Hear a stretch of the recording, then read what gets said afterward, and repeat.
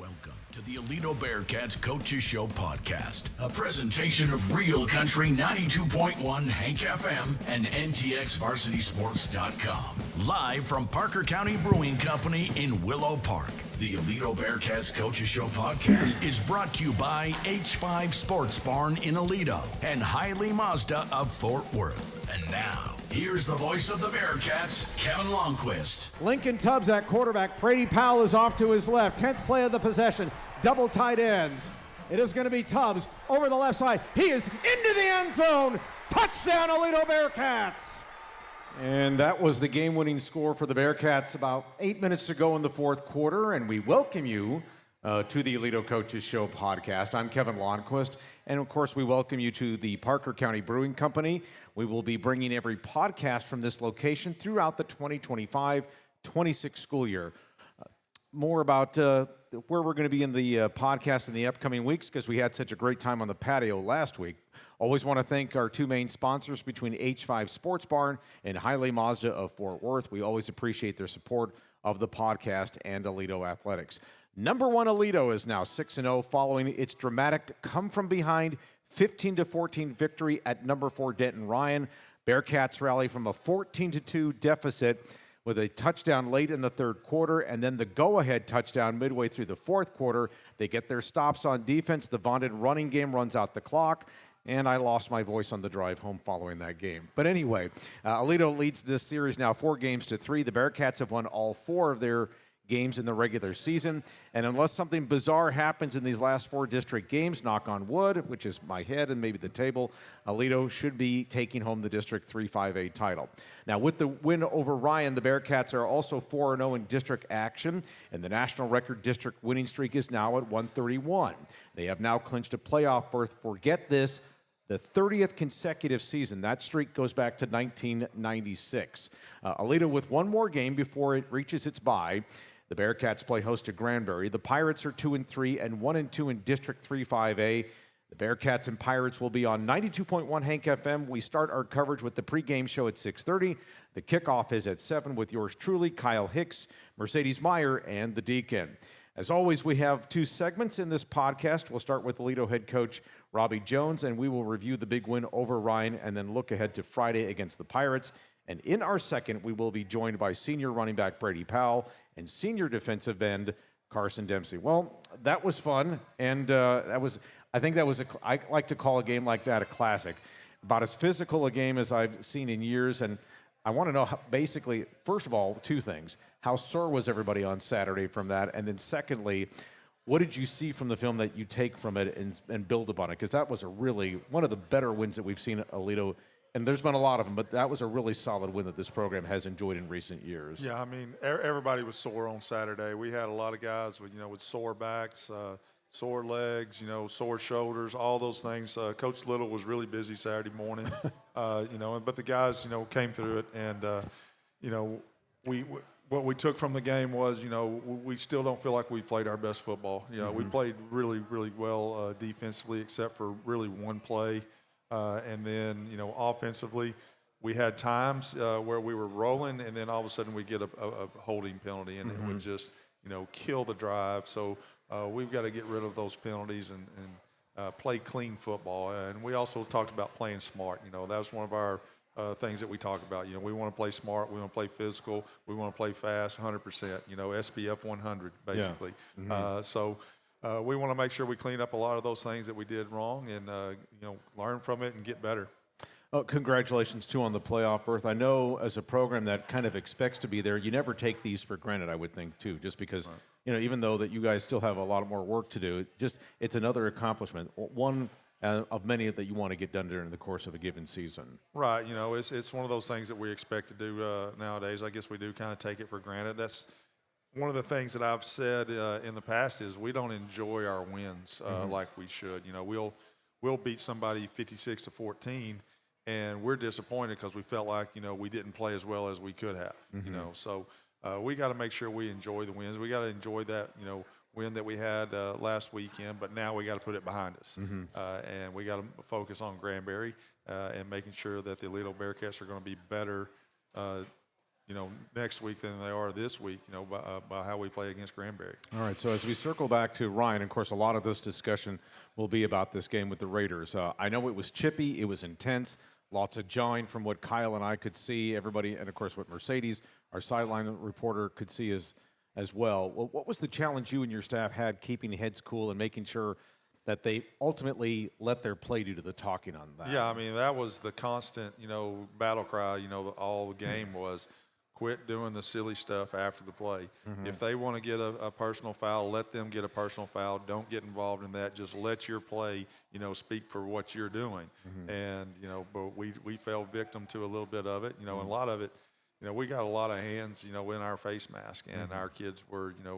going back, at them as a result of that. So, we just got to make sure that we're a little more disciplined and we don't fall victim to that anymore. I know this Dallas chapter officiating crew was working this game. Of course, Teo was the referee, but it seemed like, I don't know, and there were a couple of moments where they were offsetting personal foul penalties or unsportsmanlike conduct penalties. Did you ever feel like his staff was really struggling to get on top of this game and make sure it didn't get out of hand? Or what was your assessment of that? Yeah, I mean, I can't complain about the officials. You're not supposed to do all that. Right. But, they did get on it, and throw some of those flags to try and keep it from happening, more than it was.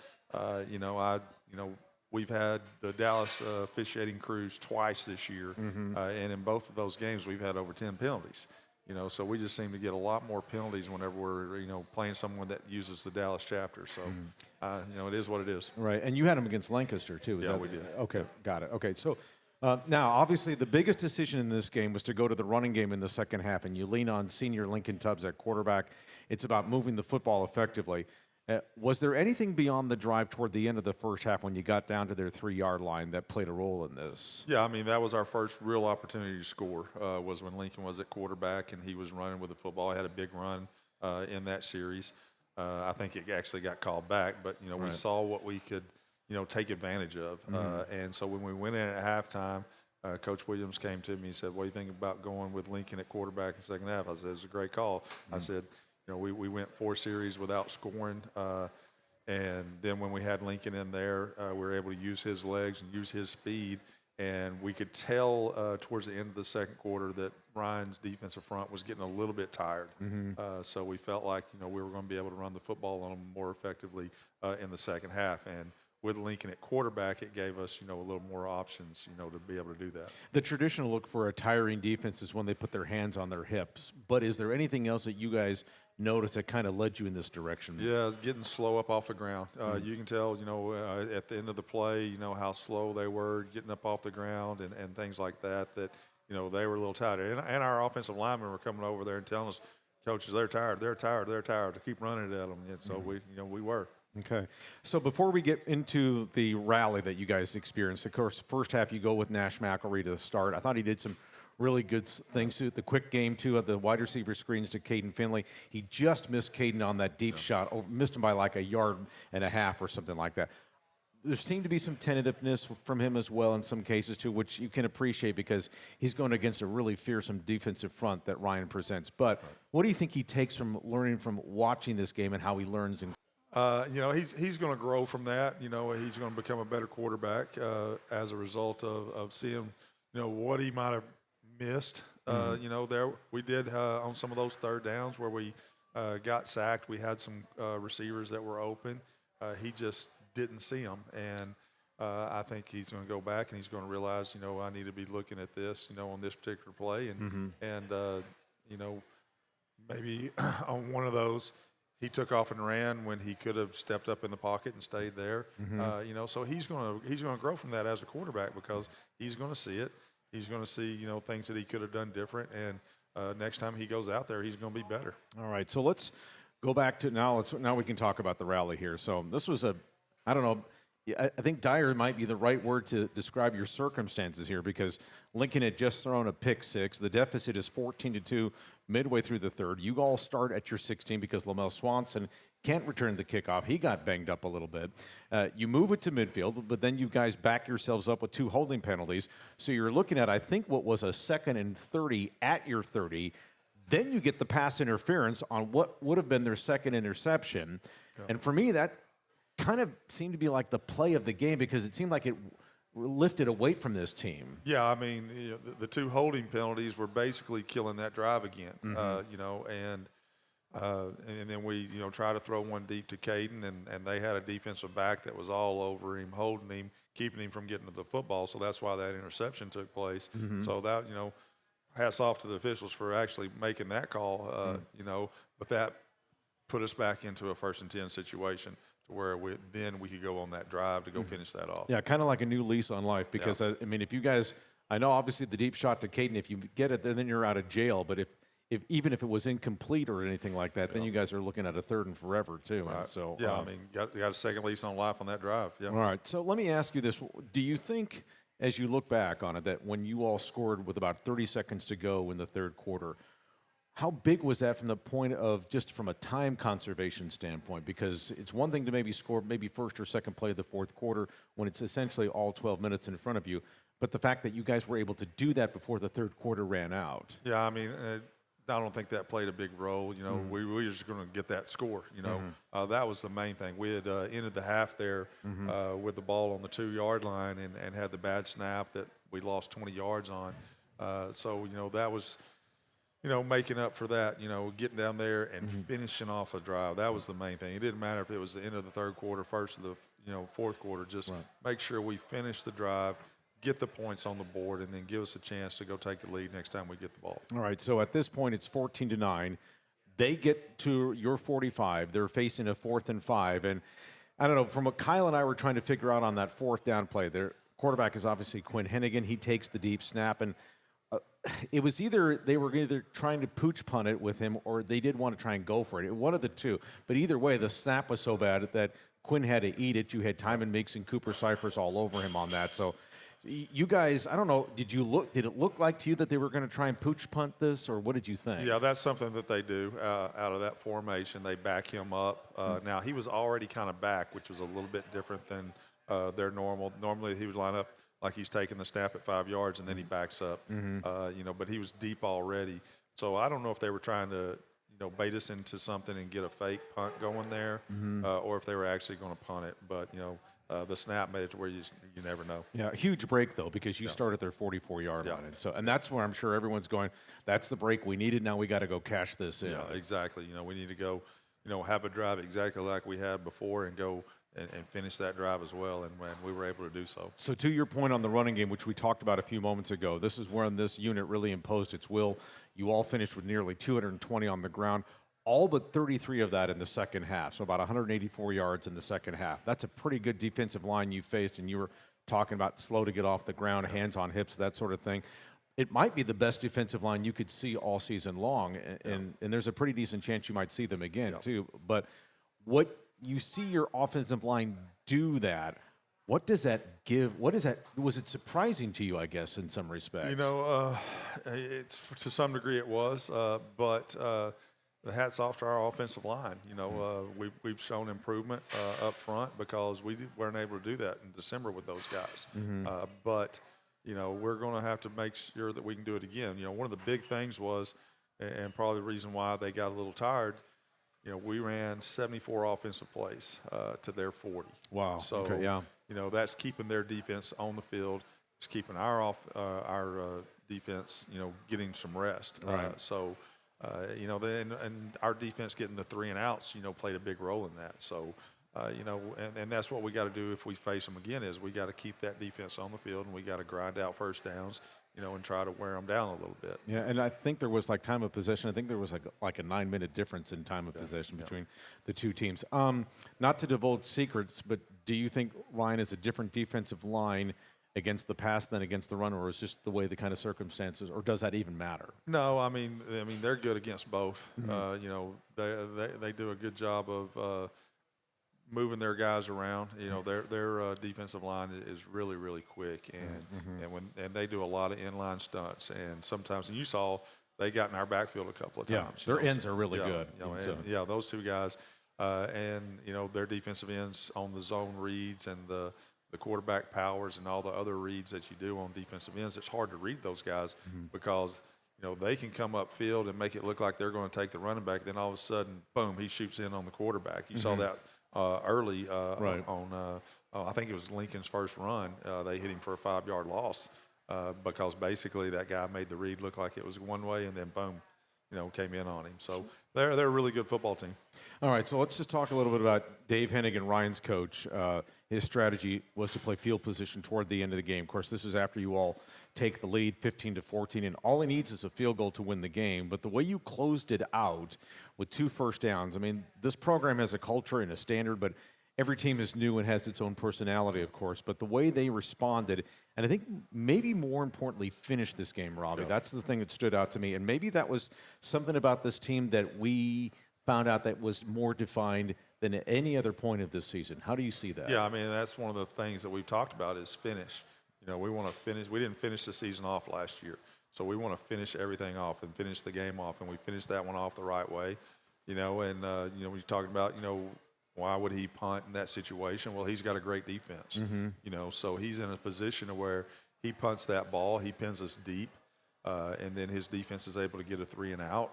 Then we're punting and giving him really good field position. So, I understand why he punted in that situation. Sure, and we did too. I mean, it was just interesting that same thinking too, is that he trusts his defense, and unfortunately they just kind of ran out of gas there. Okay, so I'm going to turn to your defense here. Another master performance. Now, Ryan isn't as explosive as last year. We've talked about that, of course, but they do have a veteran quarterback in Quinn Hennigan, as we've discussed. And the fact that you held that unit to less than 200 yards, I think it was a total of 11 yards rushing for the game. You turned them over for the first time all year with the Alex Patton interception. You knock out their top running back, Trey Reynolds, which I don't know if that was a collarbone injury or an arm injury. I don't know what you saw on that. I think it might have been a shoulder. I'm not 100% sure, Okay. I haven't asked Dave, how his running back is. But what I was getting, because it happened right there in front of our sideline, was, right. I think they were checking on the shoulder. Sure. And then, but of course, going back to they only beat you on the one play where they actually got Reynolds behind your defense on the 52-yarder. But that's how good your defense has been. And I think if some people were still wondering how good this defense really is, maybe this performance against Ryan answered that, because that's a really good football team you beat up there in their building. Yeah, and we're going to have to continue to do that. Our defense has shown, time after time being able to go out and play that way. They're going to have to play that way several more times this year. Now, the one touchdown play that they hit on us, I think Hennigan had kind of set us up the previous couple of weeks. Mm-hmm. He had run that play pretty much, without the back going up the pipe. Mm-hmm. So it was a play that our guys had covered and seen, but without the back, right. Going up the pipe. And he does a really good job of that. Every time we play him, he has at least 1 or 2 plays that is going to be new and we haven't seen, and it comes up big for them. Sure. So that was just another example. A couple of other things that I want to bring to your attention. Of course, Brady Powell is going to be joining us here. And, of course, last year his role was kind of in end-of-game situations, mop-up duty. That's probably not the right term to use, but for lack of a better one, that's it. Yeah. But his role has expanded this year to where you guys are putting him in meaningful situations. His emergence and growth this year, what's been the biggest change from what you saw last year to why you're using him like you are this year? Well, it's not that there's been that big of a change. He was a good running back last year as well. It's just we had Ray Guillory sitting there and as Caden Wingfield. And then, he was kind of that third running back, which, it sucks to be the third guy, a lot of times. But he did get a lot of good reps last year. But this year he's sitting there. He and Wingfield are getting, the majority of the snaps this year. We're kind of rotating those guys, trying to keep them fresh. And, that way they can go run hard when they got the football in. He's a very physical runner. And I think he's breaking tackles a little more this year than he had last year. Sure. And, I think that's basically his training. He's gotten stronger, and he's running through those arm tackles, and that's good to see. Evidence of that is the 11-yard touchdown run to bring you within 14. He ran through the linebacker. Absolutely, yeah. We'll ask him about that here from his perspective on that play in just a few moments. Okay, so a couple more before we kind of finish off, and then we'll start looking at Grandbury here real quickly. But back to your quarterbacking situation. So how do you manage this week? Is it kind of still the same business as usual, or how do you see that with Grandbury? I mean, it's going to be both of them, getting reps. We'll see, kind of how it plays out, through the game. That's kind of the way it's going right now is, how the game's playing out. And which one is having the most success during the game. We're going to have to use both those guys throughout the year. So this is going to be a question you're going to ask, every week. Yeah, I guess so. Which guy is it? Well, it's kind of dependent on how things are going, how they're feeling. If one of them, his shoulders bothering him from overthrowing, too much or something like that, then the other one's going to probably get a little bit more time. But we'll see Friday how it all pans out. Okay, and then finally, I want to give a shout out to your special teams because, aside from the unfortunate blocked field goal at the end of the first half, but I thought Riley McCracken was so big for you guys back at punter. Of course, the opening possession of the game, he punts it down to the 1 yard line. Alex Patton, but nobody gives Alex Patton enough credit for being down there to down that ball at the 1 yard line in the corner right there to make sure that it doesn't go into the end zone because that leads to the safety, of course. And so. But just your coverage teams were so good. I mean, outside of, again, that and maybe the 2-point try on the snap, but whatever, your special teams plays have been so consistent and very important Saturday night or Friday night, rather. Yeah, I mean, and the kickoff coverage. A lot of times when you're playing a team like Denton Ryan, you're afraid to kick it deep. But we decided, hey, we're going to kick it deep and let's see if we can get them pinned deep. And we were able to do that. And then Patton did a really good job on the punt, getting down there and getting it down on the 1 yard line. That was something that we worked on after the Lancaster game. Lancaster's return guy kind of fooled us a little bit. He would run away from the ball and give the fair catch signal, and our guys were taking the bait and going with him. Right. So we worked on, hey, look, if another guy does that, in a situation like this, we're trying to kick the ball over here to this corner, get down there. And Alex, did exactly what he was coached to do and did a great job. Okay. Now let's quickly turn to the Pirates. Of course, they're kind of in the conversation for the district playoff race. They're under the direction of Bobby Allison, the former Justin Northwest defensive coordinator. He's in his second year. Again, 2-3 overall, 1-2 in District 3 5A. They're kind of going through this gauntlet of their schedule right now because they faced Ryan 2 weeks ago, had their bye, and then they come see you guys this coming Friday night. But just overall what you saw on them, because before you get into that, they did have a nice road win a couple of weeks prior before Denton Ryan to win on the road at Keller Fossil Ridge. Yeah, I mean, much improved defense is the first thing that stood out to me. Of course, he has 7 returning starters, so anytime you have 7 returning starters on your defense is going to be playing a lot better. So, that was the number one thing that stood out to me is the fact that, they, pretty good defensively. All right, and then they have a new quarterback, of course, in senior Austin Reeves, big kid. I mean, we saw him toward the end of last year's game down there in Hood County. And so the fact is that he doesn't move very well in the pocket, but if he has a pocket to work with, he can get rid of it, of course. And this is going to be another thing for your defensive line to get him off his feet, which they've been doing to other quarterbacks all year. And I should say, too, that they did that to Quinn Hennigan quite a bit, too, last week. I mean, he's got a big offensive line, so they can, use that big offensive line to give him a little bit of time, and if he's got the time, then he can get it out to his receivers, All right, Coach. We'll look forward to it on Friday. Thanks so much for being with us. Yeah, no problem. All right. And we want to remind you that this Aledo Coaches Show podcast is brought to you by H5 Sports Barn. H5 Sports Barn and Nye Physio and Performance can help unlock your athletic potential and elevate your game like the Aledo Bearcats. With expert sports physical therapy, tailored recovery plans, and top-notch sports performance training, H5 Sports Barn, proud supporters of the Aledo Bearcats. And Hiley Mazda, head to Hiley Mazda of Fort Worth today. Their new state-of-the-art facility is conveniently located just off of I-30, exit Las Vegas Trail, and experience top-notch service and hassle-free buying. Don't forget to ask about this month's special offers. Hiley Mazda of Fort Worth, family-owned and operated for over 30 years. Second segment of the podcast coming up here in just a few moments. We'll be visiting with Brady Powell and Carson Dempsey. Back after this timeout. Been the quarterback the whole way in this third quarter. Trips to the far side. It'll be a running play. Brady Powell breaks a tackle to the 5, keeps his legs, and fights his way into the end zone. Touchdown, Aledo Bearcats. 11 yards for Brady Powell. And the Bearcats were on that touchdown to my immediate left, brought the Bearcats to within 14-9. We welcome you back to the Aledo Coaches Show podcast here at Parker County Brewing Company. I'm Kevin Lonnquist. Before we get into our guest segment, of course, we always start off our second and final segment with a couple of Aledo notables. We'll start with Lady Cats Volleyball. They're 33-2 overall, 7-0 in District 5-5A. They also have a district winning streak going, too. It's now at 30.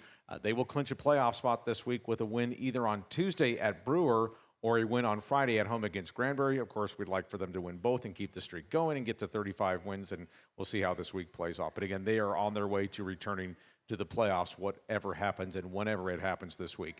And then cross-country coach Mike Pinkerton's boys and girls teams are about to make their postseason push. They compete in the District 5-5A meet on Friday. That will be at Central Park in White Settlement. This district meet is hosted by Brewer. And both the boys and girls teams are hoping to capture team titles and move on to the Region 1 meet in a couple of weeks. Okay, pleased to be joined. To my immediate left is senior running back Brady Powell and senior defensive end Carson Dempsey. Good to see you both. Thank you, gentlemen, for being here. Absolutely. Okay, so let's just talk about how physical this game was on Saturday. I want to ask you, from a physical standpoint, Saturday morning, and you get up to go to film, how sore were you? I'll start with you on this, Brady. It was the most sore I have been since any other game. It was mostly my legs, but got there, worked out, and felt amazing afterwards. All right, great. And what about for you, Carson? Now, you weren't on the field a lot, but anyway, but how was it like just getting back, and how sore because of how physical this game was overall on Friday? Oh, I was extremely sore. I woke up in the morning and I was hurting for sure. But yeah, it was one of the more physical football games I've ever played in. Okay, yeah. And that's what it looked like to us when we were broadcasting it. It's like we called it on the radio a slobber knocker. That's how physical this thing was, and that's what it looked like just in terms of just the hardness, the competitiveness of the game, too. And that's what you'd like to have it be, is just as competitive. Now, a little chippy out there, a little jawing, that sort of thing. And so what was the important thing to make sure that you guys don't get caught up in that? And I'll start with you on that, Carson. And it's hard not to because there were some penalties that were assessed to both sides. But how did you guys try to wade through most of that? That's for the most part. I love it. I love some physical, chippy football every now and then. I think it's really fun. But you got to let them do the stupid things and don't retaliate back. But I had a great time. It was awesome. All right. For you, I'm sure. What about for you, just going through that and listening to all the chirping on that side and making sure that you kind of just show some restraint? Now, you're not in the middle of the pushing and shoving with the fronts going at each other. You're trying to squirt through the gaps or get to the outside. But when plays are over, things are said, how'd you kind of just walk away from that and make sure that you don't get in the middle of all that stuff? I just think about the team. It's not just one person. It affects the whole team if you do something dumb out there.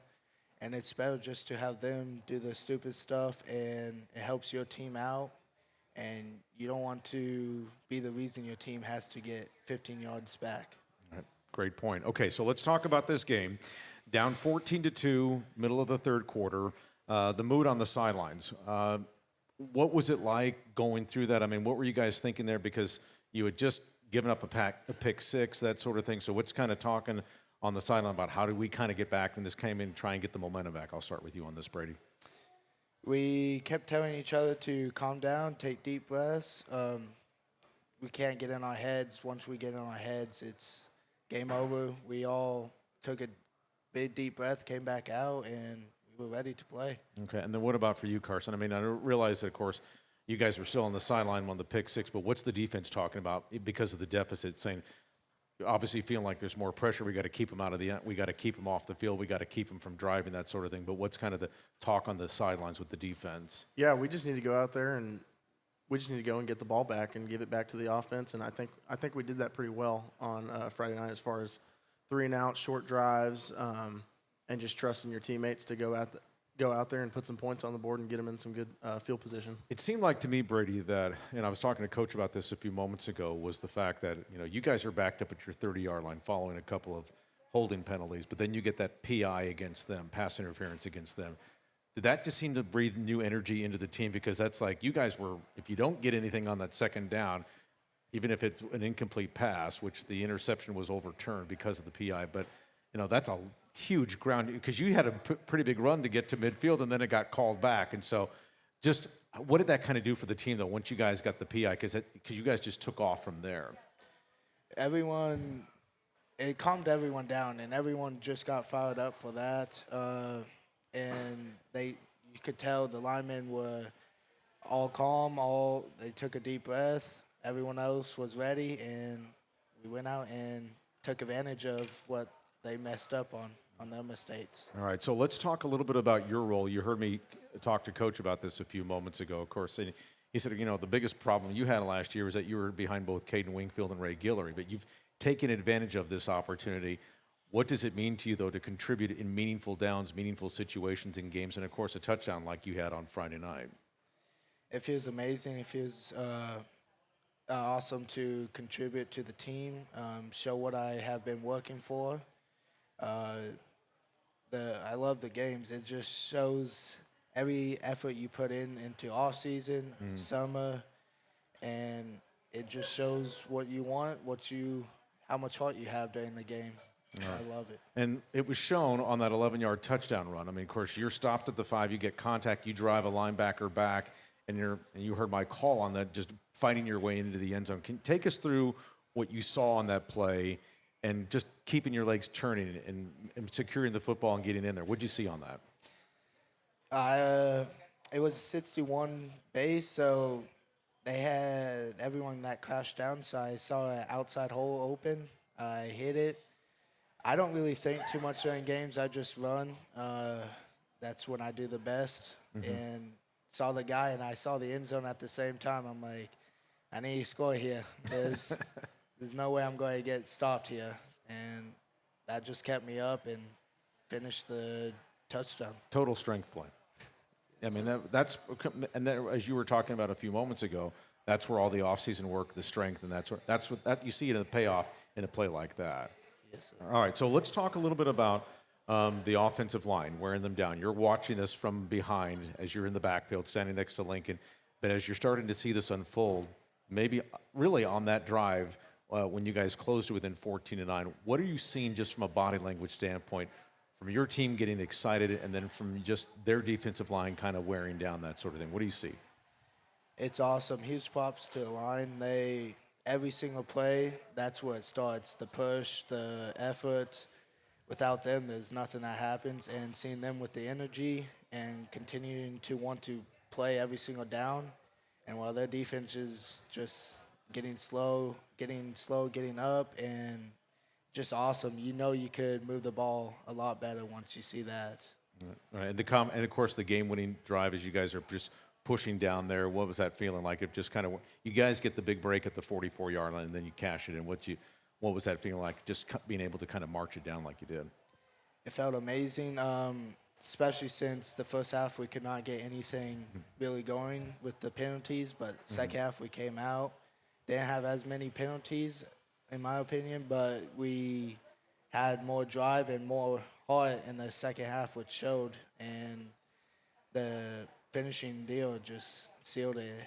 Everyone was super pumped, and it was awesome. All right. Carson, your first appearance after not playing the first 5 games, what was that feeling like, just getting back onto the field and being with your teammates? And of course, the timing was good because it's, the Ryan game and that sort of thing. But what was it like just being back out there on Friday night? It was great. I had a great time with my teammates and getting a huge win. It couldn't have been better. In terms of just, staying in shape in those 5 weeks that you were out, what was the main thing that you were trying to do to make sure that you could try and be as close to game shape as possible? That's harder to do because you actually have to go through a game. So what were the things that you were doing on the side there? I was working out with Jonathan Gray 5 days a week, and he was putting me through it. So I was not worried about coming back out of shape or not. All right. So were you able to get through all 4 quarters, or how long did you play? Because, we're scattered. We're trying to follow plays here and there and try and keeping our eyes on many guys as you possibly can. So how much did you get a chance how much did you play during the game? I played the whole time. I came out for about 2 plays, got a little gassed out there.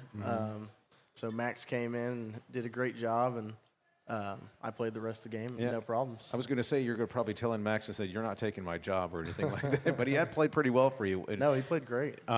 Okay, so let's just talk about now the fourth quarter here. I mean, after you guys had cut it to 14-9, something we were talking about with Coach Jones about where they have the bad snap to Hennigan on 4th down. From your defensive side there on that play, Coach was talking about sometimes they would line up for Quinn Hennigan to maybe pooch punt it because he has done that. Maybe it would have been a fake. What were you guys seeing, even though the snap was errant and it kind of the whole thing dissolved. What were you guys trying to anticipate there on that fourth I was down? expecting a pooch kick, but after watching film and stuff, number one went out on a probably an 8-yard dig to get a first down there. But that's all. The snap was bad, and it ended up working out in our favor. Okay, so you guys really shut them down too. I mean, they couldn't run it. They finished with like 11 yards total offense.